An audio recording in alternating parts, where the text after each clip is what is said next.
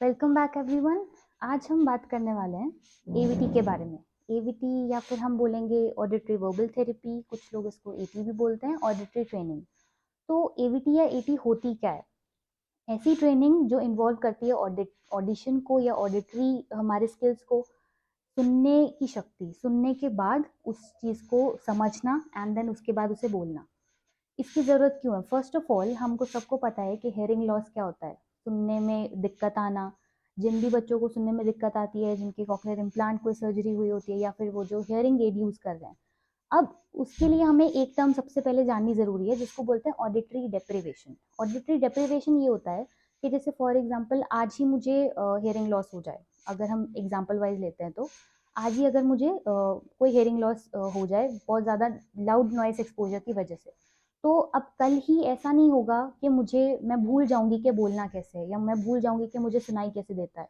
Auditory deprivation का मतलब ये होता है कि बहुत लंबे समय तक अगर मैं ना सुनूं या मुझे सुनाई ना दे, तो उसमें मैं जो चीज़ें हैं सुनने की, जो मेरी क्षमता है या मैं जो साउंड्स कैसे सुनाई देते हैं, कैसे वो मेरे ब्रेन में प्रोसेस होते हैं, वो मैं धीरे धीरे भूलना शुरू कर दूंगी। तो ऑडिटरी डेप्रिवेशन कब तक आता है? जब बहुत लंबे समय तक किसी इंसान को हेयरिंग लॉस हो जाए या फिर स्टार्टिंग से किसी बच्चे को अगर नहीं सुनाई दे रहा है तो उसे एक्चुअल में पता ही नहीं है कि आसपास के जो साउंड्स हैं या आसपास की जो आवाज़ है वो सुनाई कैसे देती है। ठीक है। तो ऑडिटरी ट्रेनिंग इस टाइम पे बहुत ज़रूरी है। बहुत सारे लोगों को लगता है कि हेयरिंग एड हम यूज़ कर लेते हैं या फिर कॉक्लियर इम्प्लांट करवा दिया तो बस उसके बाद बच्चे को सुनना शुरू हो जाएगा, वो डायरेक्टली बोलना शुरू कर देगा। ऐसा नहीं है। उसके लिए हमको हेयरिंग एड या फिर मशीन लगाने के बाद उसको एक ट्रेनिंग देने की भी ज़रूरत होती है, सो दैट हम उस जो हियरिंग जो मशीन हमने लगाई है उसका हम मैक्सिमम टू मैक्सिमम यूज़ कर सकें। धीरे धीरे करके हम उसकी पावर इंक्रीज करते हैं, सो दैट हम एक साथ बहुत सारा एक्सपोजर ना दे दें। धीरे धीरे करके हम उसको बहुत अलग अलग लेवल्स पे ट्रीट करते हैं, देन आफ्टरवर्ड्स हम ये देखते हैं कि उसका क्या बेनिफिट आ रहा है जो हमने मशीन लगाई है उसका। सो दिस इज ऑल एक एवीटी। एवीटी में बहुत सारे स्टेप्स होते हैं जिसको मैं ब्रीफ आउट करूंगी बहुत जल्दी जल्दी में। फर्स्ट इज डिटेक्शन, फिर आता है डिस्क्रिमिनेशन, फिर आता है आइडेंटिफिकेशन, फिर आता है कॉम्प्रिहेंशन।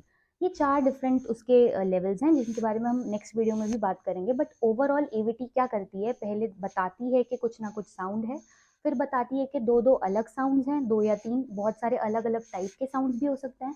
फिर वो ये बताती है कि उस साउंड का एक्चुअल में मतलब क्या है। अगर कोई बच्चा रो रहा है तो हमें पता है कि वो आवाज़ बच्चे के रोने की है, या फिर पेड़ की आवाज़ आ रही है तो वो आवाज़ पेड़ पर हवा आ रही है तो उसकी आवाज़ है। तो ये हम समझ सकते हैं, ठीक है। उसे बोलते हैं कॉम्प्रिहेंशन। तो ये सारी डिफरेंट डिफरेंट स्टेप्स होते हैं जो कि एवीटी में इन्वॉल्व होते हैं या एटी में इन्वॉल्व होते हैं, जिसके ऊपर हम बात कर सकते हैं। Thank you so much.